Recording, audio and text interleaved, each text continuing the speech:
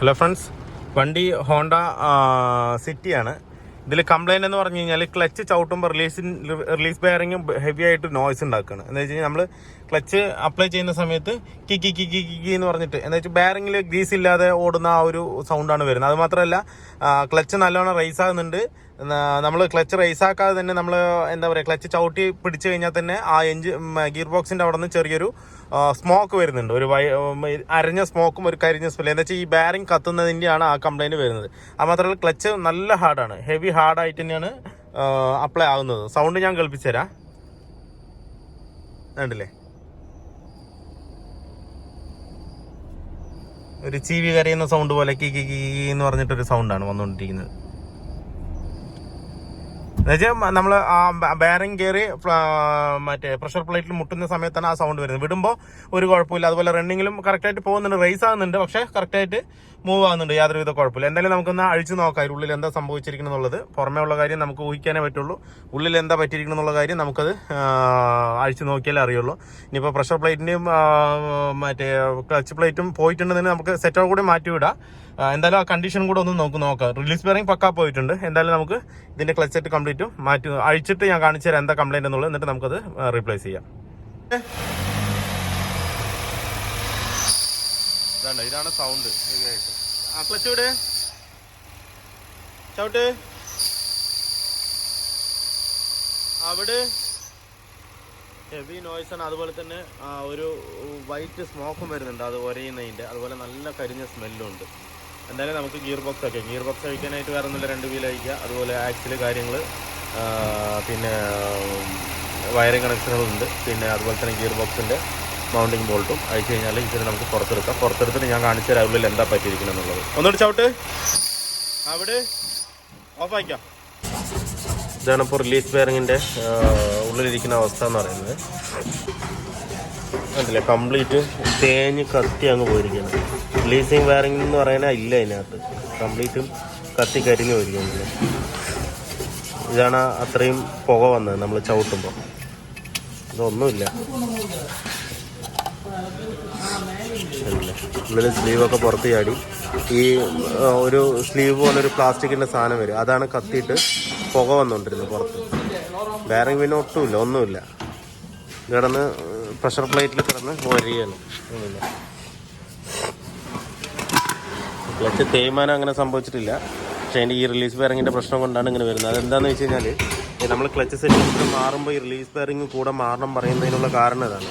നമ്മൾ release bearing കുഴപ്പമില്ല എന്ന് പറഞ്ഞ് കയറ്റും, പക്ഷേ എങ്കിൽ ക്ലച്ച് നന്നായിരിക്കും, റിലീസ് ബെയറിങ് ഇതുപോലുള്ള പ്രശ്നങ്ങൾ വരും. അപ്പോൾ ക്ലച്ച് സെറ്റ് എപ്പോഴും മാറുമ്പോൾ ഫുൾ സെറ്റായിട്ട് മാറിയാൽ തന്നെ അത് കറക്റ്റ് വർക്ക് ഫിനിഷ് ആവുള്ളൂ. അല്ലാതെ റിലീസ് ബെയറിംഗ് നമ്മൾ ആ സമയത്ത് തിരിച്ചു നോക്കിയിട്ട് ആ ബെയറിംഗ് കുഴപ്പമില്ല എന്ന് പറഞ്ഞ് വിടുമ്പോൾ ഏകദേശം ഒരു 10,000 കിലോമീറ്റർ കഴിഞ്ഞാൽ അതിനൊരു കംപ്ലയിൻറ്റ് വരും. അപ്പോൾ എന്താവും, അതും പിടിച്ച് മാറ്റേണ്ടി വരും. ആ സമയത്ത് ചിലപ്പോൾ നമുക്ക് ക്ലച്ച് മാറ്റേണ്ടി വരും. ഇതിപ്പോൾ ഇത് പോയത് കാരണം ഈ സാധനം പ്രഷർ പ്ലേറ്റിൽ പറഞ്ഞ് ഇതിനും തന്നെയാണ് സംഭവിച്ചത്, ലെഗിന്. അപ്പോൾ ഇത് മാറ്റി തന്നെ. അപ്പോൾ ക്ലച്ച് സെറ്റ് എപ്പോഴും മാറ്റുമ്പോൾ ഫുൾ കിറ്റോട് കൂടി മാറ്റിയാൽ മാത്രമേ തന്നെ ആ വർക്ക് ഫുള്ളി ഫിനിഷ് ആവുള്ളൂ. പിന്നെ നമുക്ക് ഈ സൈഡ് കംപ്ലീറ്റ് ക്ലീൻ ചെയ്യണം. അതുപോലെ ക്ലച്ചിൻ്റെ ഫോർക്ക് അഴിച്ചിട്ട് അതിൻ്റെ ഉള്ളിൽ ക്ലീൻ ചെയ്തതിന് ശേഷം ഗ്രീസ് ചെയ്യണം. പിന്നെ ഈ പ്ലാസ്റ്റിക് ഇരുന്ന ഭാഗത്തും നല്ലോണം ക്ലീൻ ചെയ്തിട്ട് ഗ്രീസ് ഇട്ടിട്ട് പക്കയായിട്ട് വേണം ഇനി കയറ്റാനായിട്ട്. അപ്പോൾ നമുക്കിപ്പോൾ ക്ലച്ച് സെറ്റ് വന്നിരിക്കുന്നത് XT എന്ന് പറയുന്ന ഒരു കമ്പനിയിലാണ് ക്ലച്ച് സെറ്റ് വന്നിരിക്കുന്നത്. അല്ലേ, എന്താ വെച്ചാൽ ഒറിജിനൽ ബ്രാൻഡ് തന്നെയാണിത്. XT എന്ന് പറഞ്ഞു കഴിഞ്ഞാൽ ഈ ഹോണ്ടയ്ക്കും ടൊയോട്ടയ്ക്കും എല്ലാം കൊടുക്കുന്ന കമ്പനി തന്നെയാണ്. പക്ഷേ അത് അവരുടെ ബ്രാൻഡിൽ ഇറക്കണമെന്ന് മാത്രം. ഇതിപ്പോൾ OE വരികയാണെന്നുണ്ടെങ്കിൽ അത് ടൊയോട്ട, അല്ലെന്നുണ്ടെങ്കിൽ ഫോർഡ്, അങ്ങനെ എംബ്ലത്തോടു കൂടി വരും. ഇത് XTയുടെ അവരുടെ ബ്രാൻഡോട് കൂടിയിട്ട് വരുന്ന ഏറ്റവും നല്ല ക്ലച്ചാണ്. വാല്യൂ, XT, ലൂക്ക്, ഇതെല്ലാം നല്ല ക്ലച്ച് തന്നെയാണ്. നമ്മളിപ്പോൾ ഇതാണ് ഇതിനകത്ത് കയറ്റാൻ പോകുന്നത്. കാരണം പ്രഷർ പ്ലേറ്റ്. ഞാൻ അതിൻ്റെ റിലീസ് ബെയറിംഗ് പുതിയത് ഇങ്ങനെ ആയിരിക്കുക. റിലീസ് ബെയറിംഗ് ഇങ്ങനെയുള്ള സാധനമാണ്. ഈ തേഞ്ഞ് ആകെ ഒന്നുമില്ലാണ്ടാണ്. ഈ സാധനമാണ് നമുക്ക് പ്രഷർ പ്ലേറ്റിൽ ഒന്ന് ടച്ച് ആവുന്ന ഭാഗം. അത് കംപ്ലീറ്റ് ആയിട്ട് പോകും. പിന്നെ നമുക്ക് ഇനിയിപ്പോൾ പുതിയത് ഇൻസ്റ്റാൾ ചെയ്യാനാണ്. നമ്മുടെ ഹോണ്ട സിറ്റിയുടെ വർക്ക് ഫുള്ളി കംപ്ലീറ്റ് ആയിട്ടുണ്ട്. ഞാനിപ്പോൾ ടെസ്റ്റ് ഡ്രൈവ് കഴിഞ്ഞ് വന്നതാണ്. വണ്ടി പക്ക ഓക്കെയാണ്. അതുപോലെ തന്നെ ക്ലച്ചും ഭയങ്കര സ്മൂത്ത് ആയിട്ടുണ്ട്. നമ്മൾ ആ തടിയിൽ സിലിണ്ടർ മാറിയില്ല. പക്ഷേ എന്താ വെച്ച് കഴിഞ്ഞാൽ കസ്റ്റമർ നേരത്തെ മാറി എന്ന് പറഞ്ഞപ്പോഴാണ് നമ്മൾ അതിലേക്ക് പോകാണ്ടിരുന്നത്. കുറച്ച് മുന്നാണ് മാറി എന്നാണ് പറഞ്ഞത് എൻ്റെ അടുത്ത്. അപ്പോൾ അതുകൊണ്ട് ക്ലച്ച് സിലിണ്ടർ നമ്മൾ മാറിയിട്ടില്ല. ബാക്കി റിലീസ് ബെയറിംഗ്, ക്ലച്ച് സെറ്റുമാണ് ഇപ്പോൾ നമ്മൾ ചെയ്തിരിക്കുന്നത്. ഇതിപ്പോൾ ചെറിയൊരു സൗണ്ട് ക്ലച്ചിൻ്റെ ആണെന്നുണ്ടെങ്കിലും ഞാൻ എപ്പോഴും പറയുന്നത് പോലെ ഏതൊരു ചെറിയൊരു നിങ്ങൾക്ക് അബ്നോർമലായിട്ട് തോന്നുന്നുണ്ടെന്നുണ്ടെങ്കിലും അതും ജസ്റ്റ് ഒന്ന് ഇൻഫോം ചെയ്ത് കഴിഞ്ഞ് കഴിഞ്ഞാൽ നമുക്ക് വഴിയിൽ കുടുങ്ങാതെ നമുക്ക് വർക്ക്ഷോപ്പിലേക്ക് എത്തിക്കാൻ പറ്റും. അല്ലാത്ത പക്ഷം ചെറിയ കംപ്ലയിൻറ്റ് പോയിട്ട് വലിയ കംപ്ലയിൻ്റ് ആയിട്ട് മാറാൻ സാധ്യതയുണ്ട്. ഇതിപ്പോൾ എന്തൊരു ഭാഗ്യത്തിന് ഞാൻ കണ്ടില്ല, റിലീസ് ബെയറിങ്ങിൻ്റെ അവസ്ഥ കണ്ടില്ല, അത് പൊട്ടിഞ്ഞ് ഒന്നുമില്ലാതായിപ്പോയി. എന്തൊരു ഭാഗ്യത്തിന് വർക്ക്ഷോപ്പ് എത്തി, ആൾക്ക് കെട്ടിവലിച്ചോ അല്ലെന്നുണ്ടെങ്കിൽ ബ്രേക്ക് ഡൗൺ ആയിട്ട് വരുന്നതോ ബ്രേക്ക് ഡൗൺ അറ്റൻഡ് ചെയ്യേണ്ട ഒരു പ്രശ്നമൊന്നും വന്നില്ല. ഇതിപ്പോൾ നമ്മൾ വർക്ക്ഷോപ്പിൽ എത്തിക്കഴിഞ്ഞാൽ നമുക്ക് പിന്നെ സീനേ ഇല്ല.